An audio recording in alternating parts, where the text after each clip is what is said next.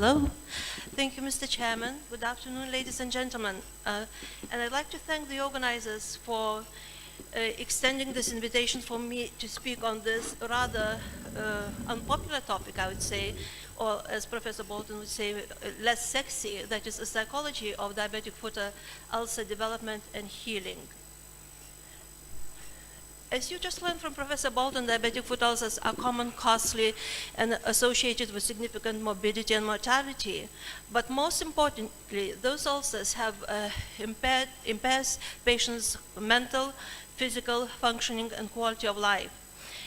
And you know, it can affect psychosocial relationships with people close to them, can affect leisure activities, work prospects, activities of daily living. And therefore, these ulcers have immense impact on patients' quality of life. As we know, loss of mobility is central to foot ulcer experience as a result of non-weight-bearing offloading treatments. And it is especially relevant to patients with pre-existing diabetic neuropathic unsteadiness, which is surprisingly a symptom which is quite common, but largely neglected by clinicians. And yet, we found that it's the strongest predictor of depression in patients at high diabetic foot ulcer risk. It predicts non-adherence to offloading and subsequently leading to delayed healing and further reduced quality of life. So this is a study that we conducted with our American colleagues, where we used the objective measure of adherence to offloading, which is a validated dual activity monitor method. And we, not surprisingly, showed that actually better offloading adherence predicted better healing. Then we looked at what predicts offloading adherence. And we found that it was larger and more severe baseline foot ulcers and more severe neuropathy and the presence of neuropathic pain that was associated with better adherence. The only predictor of non-adherence to offloading was greater postural instability.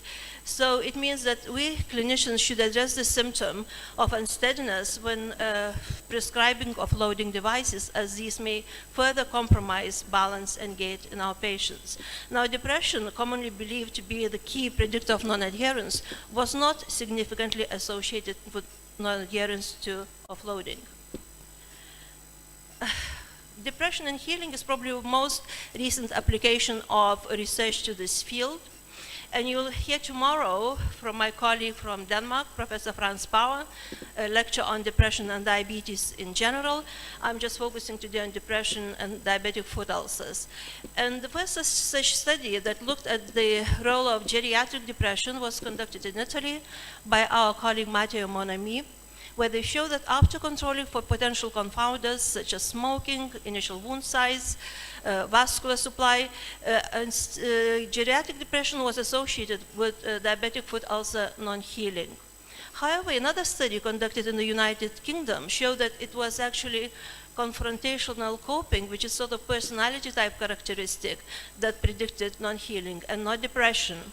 And a small study in the United States showed that physiological stress response that was defined as low heart rate variability was predictive of non-healing.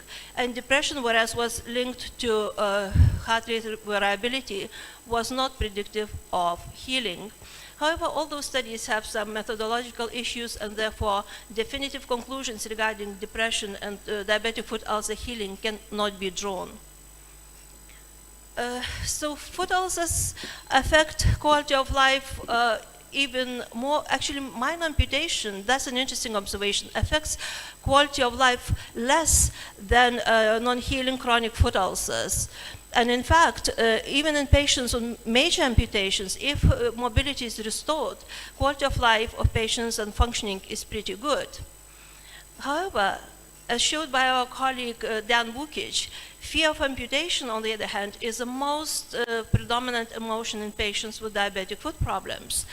Now, whether it's a good thing to be worried about amputation or not, it depends whether you had or had not had foot ulcers.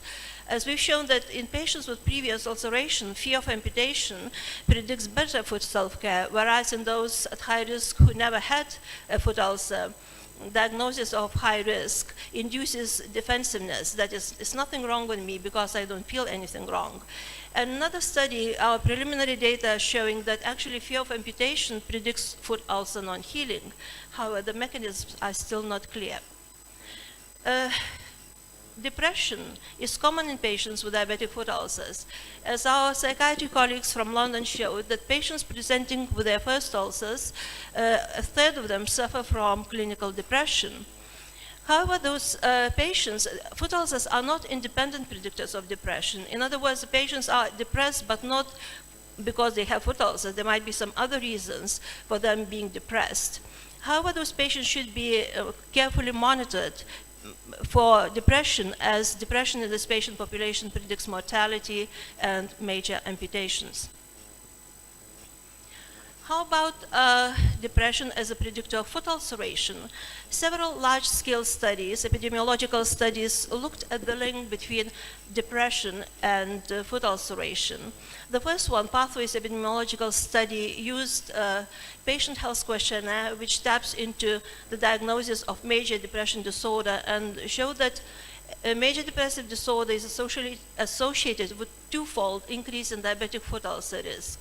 Similarly, a Norwegian study that used self-report measure of depression showed that there is a link between depression and foot ulceration in a dose-response manner. That is, the more severe depressive symptoms, the more likely you're going to develop foot ulceration. However, it's important to notice that in those studies, patients with previous ulcerations were excluded. So essentially, they looked whether depression predicts first foot ulcers. Similarly, in our study of well-defined clinically neuropathic population, we've showed that in our overall sample that included about 2/3 of patients with no prior ulceration and a third in those with foot ulcers. In our overall sample, it was, that's not working.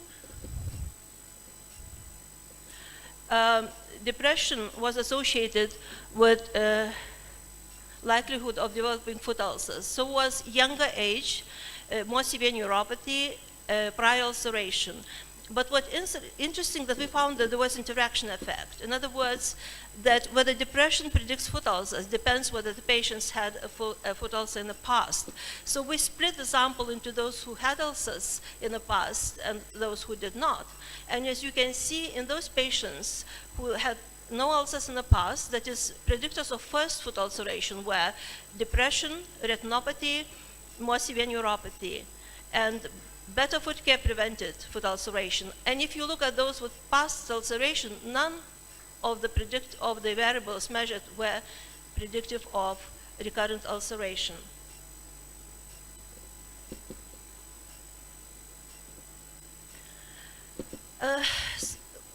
Several years ago, we looked at how patients interpret neuropathy as a risk factor. Again, there's another large study with our American colleagues where we use so-called common sense model of illness behavior that proposes that patients are not passive recipients of health-threatening messages, but are active problem solvers.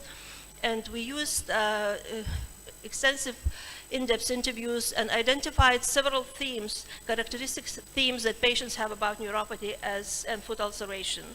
And these comprise patients' misconceptions, their level of understanding of clinicians, diagnosis, and associated emotional responses. And they seem to think that neuropathy is actually a circulatory problem. That is, if you have diabetes, you are inevitably going to develop gangrene and amputation. And they have no notion or understanding about foot ulceration. They tend to rely on symptoms when processing neuropathy diagnosis or monitoring for the development of foot lesions, although we know that in those patients, most of those lesions are asymptomatic. So just to show this, I always show to the audience this clinical example that characterizes our approach, which sharply contrasts patient common sense model versus biomedical model of neuropathic pain. This is one of my patients who presented to me with the pain in his toes that were extremely severe when he was wearing the shoes. And because he had this vascular model that the pain in his toes is caused by poor vascular supply, he cut the toe box, allowing toes to protrude, and by wiggling them, he reduced pain. And that way, it reinforced his inaccurate model of diabetic neuropathy allodynic pain as being caused by poor vascular supply. So using prospective data and path modeling, we looked at how those misconceptions presented here in the red boxes, and good understanding about neuropathy, causal links, between neuropathy and ulceration, how they interact with emotional responses in driving food self-care. And you can see that patients with poor understanding, misconceptions about diabetic foot ulcer risk tend to engage in more potentially food-damaging behaviors, whereas those with better understanding engage in more preventive food self-care. Now, fear of amputation seems to be enhancing preventive food healthcare, whereas another emotion, that is anger at healthcare providers, is associated with non-adherence to preventive food self-care. Now, I won't get into details in this study, okay, and you didn't mention this one. The fact that psychosocial factors, addressing psychosocial behavioral factors in those patients who already experienced foot ulcers is too little, too late, was further supported by randomized control trials such as this one, where they provided an intense one-to-one education to patients and showed that actually education might improve behavior and knowledge, but it does nothing in terms of diabetic foot ulcer recurrence. By contrast, in this study described by Professor Bolton, this was a proof of concept study by Larry Lavery and colleagues, where he used thermography as a feedback and thereby empowering patients. And in those patients who used an enhanced therapy group, who used adherence monitoring, temperature monitoring, there was a fourfold decrease in diabetic foot ulcer risk. And obviously adherence was a mechanism linking intervention to reduce foot ulceration, as those patients who did not develop foot ulcers recorded foot temperatures at least half of the time. And again, the slide Andrew already borrowed without me knowing, borrowed from me.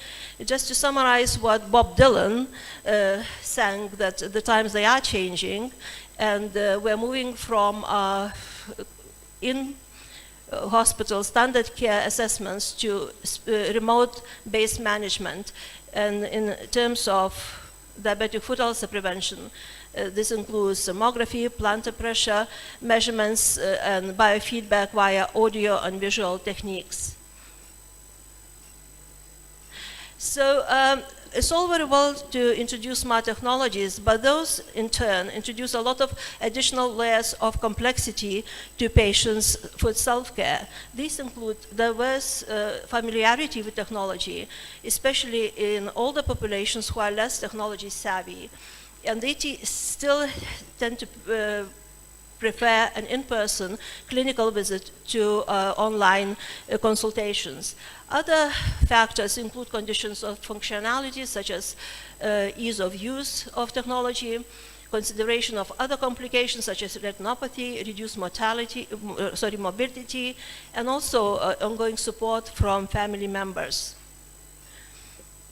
Our colleagues from Australia are probably the first ones to venture into this interesting field and started examining what it is that determines patients and podiatrists, determines behavioral intentions to engage in smart technology. And they used this smart insult just described by Professor Bolton and asked sort of hypothetically about behavioral intentions using this known model, which is called the Unified Theory of Acceptance and Use of Technology questionnaire, which is used worldwide in each different conditions to assess acceptance of digital technology. And what they found that in this group of patients, that is self-efficacy, that they believe that they can actually handle insults, that they know how to use them, and a positive overall attitude to technology predicted their behavioral intentions. Whereas podiatrists said that it's their belief that the smart technology will actually reduce foot ulcer recurrence. That was the single most important determinant of their intentions to adopt smart insult into clinical practice.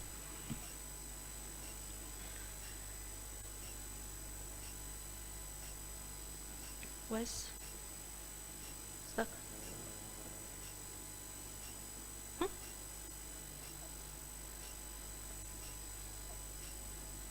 Okay, so informed by the descriptive studies, the same group of Australian podiatrists then conducted an interventional study where they looked at whether health coaching is helpful to facilitate the use of a smart insole to support foot health care monitoring in patients at high diabetic foot ulcer risk.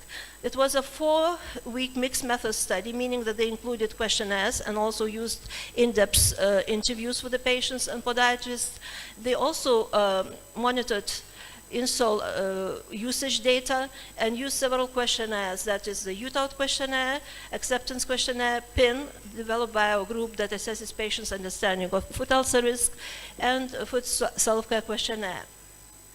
So what they showed, that actually health coaching is an effective intervention because patients used the smart insole on average about 12 hours, which is more than usually in that type of practices as a result of healthcare coaching. There was also improvement in patient knowledge about foot ulcer risk and behaviors. However, and this is a very strange however, that there was a significant decline in responses to alert-based cues for foot pressure offloading. And there were also significant post-trial reductions in patients' attitudes, behavioral intention, and performance expectancy. In-depth interviews with those patients and providers showed that actually a lot of patients, especially those who never had a foot ulcer, felt like those alerts arising from insoles are random and actually intrusive. And even in patients with past ulceration, even they understood that those alerts might be accurate, they felt that there's nothing they really can do to reduce foot pressures in the long term. They also commented that the device frequently malfunctioned, that the alerts are intrusive, they are intrusive especially during social interactions, and generally patients' negative experiences also influenced podiatrists' use of the device, so that the podiatrists too were less excited about prescribing insoles to their patients. Also, other issues were mentioned as restricted choice of footwear if they were to adopt a smart insole. So to say in short, the performance of the device did not meet participants' initial expectations. And so it shows that the behavioral intention to use digital technology changes as a function of user experience with the device. So we should not assume that the initial enthusiasm of our patients to adopt smart technology will actually translate into a long-term practice. So to summarize, diabetic foot ulcers are associated with poor quality of life. Although depression is common, it is fear of amputation that predominates emotional distress in this group of patients. Depression is a risk factor for first foot ulceration. However, its role in diabetic foot ulcer healing is still inconclusive. Unlike low-intensity foot self-care interventions, smart technologies are effective in secondary prevention. The challenge remains is how to motivate, how to activate those patients, and it becomes clear that early patient involvement in smart technology development is crucial, and we should also adopt longitudinal evaluation of technology implementation if we are to address issues that arise during smart technology adoption. Thank you for your attention.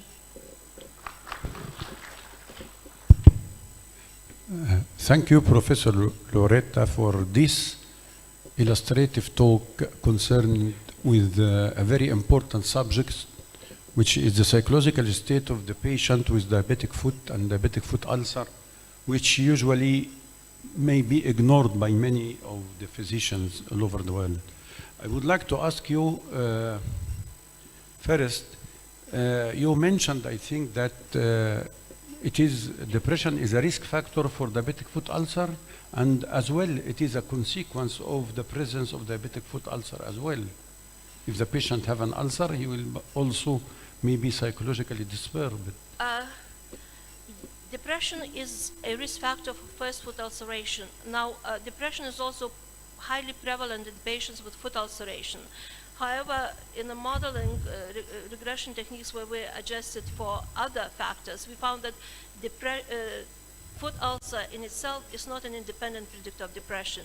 But the patients with foot ulcers are depressed because of some other issues, maybe some other complications of diabetes, neuropathic pain, unsteadiness, maybe burden associated with the management of diabetes. But foot ulcer itself, if you look closely, is not an independent predictor of depression, although it's common in this group of patients. So it's a bit complicated. But one of the, I think, important symptoms for the patients with early development of neuropathy is the presence of sympathetic or autonomic denervation, which leads usually to sensation of hot foot and turgid foot, especially at night. He usually cannot sleep well, and I think this also an important issue in the psychology of the patient, lack of sleep.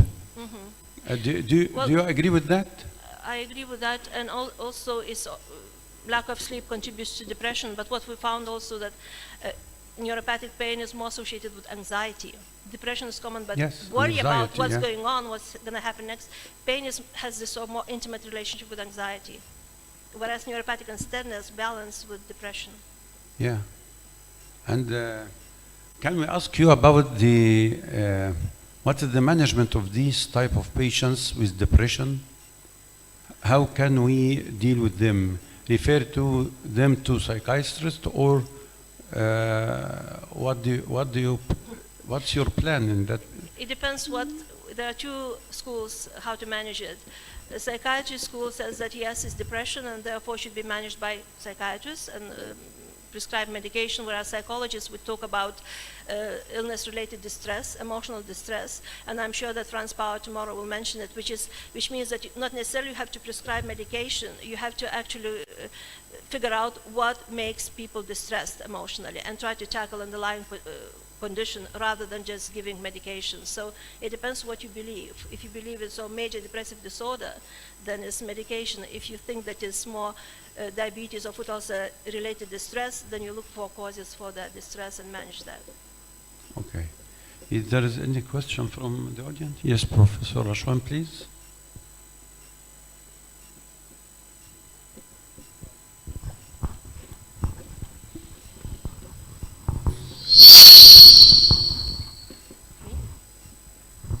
Thank you, Professor Loretta.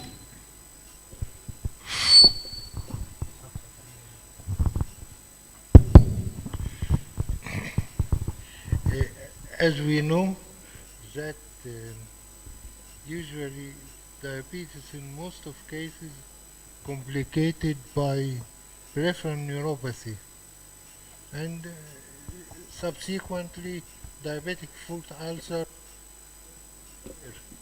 and those with diabetic neuropathy receiving already painkiller from this painkiller. Yeah. Yes. So it will lessen the depression, I think so. Yeah. What's your opinion? Well, we try to take this into account when we do our research studies, that the medication used for management of neuropathic pain is also a strong mood modulator, whether anxiolytics, whether antidepressants. So when we do our research, we look separately in a group of patients on that medication and excluding patients who are taking painkillers for their neuropathy. Any other questions, please? Okay, thank you very much, Professor Loretta, and thank you for all the present colleagues and doctors for joining us in this session of diabetic foot problem. Thank you.